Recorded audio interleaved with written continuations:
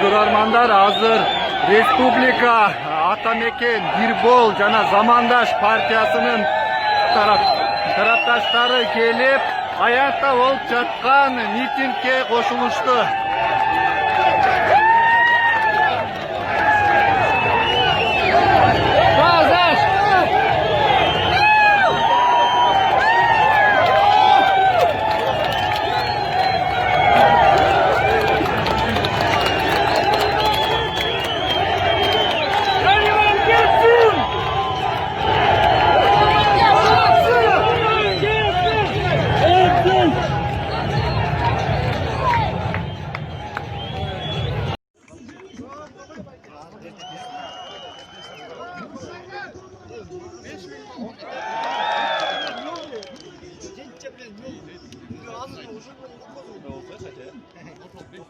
Assalamualaikum hurmatli jamoat, mana miting Bishkek bo'lajak.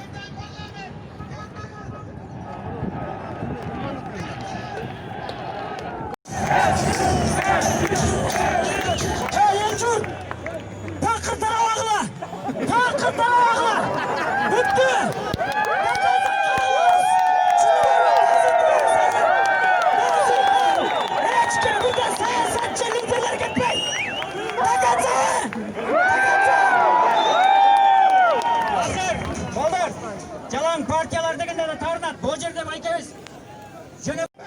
Haram parlament! Haram parlament! Legitimsiz parlament!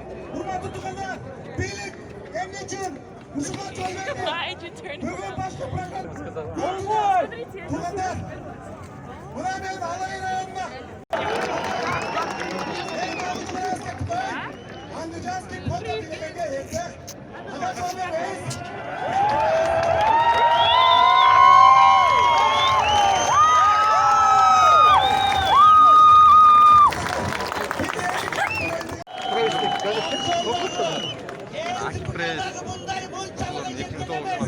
Eminde kişi oldu.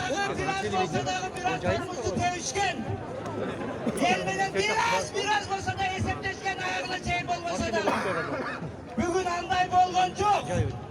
Hatta saylov emes. Agitatörler emes. Saylovchilar barallar kaldı. Militsiya bilan korkutup spesnaz bilan. Aynalayın militsiyalar. Sizler özünüz atıktı, zarplata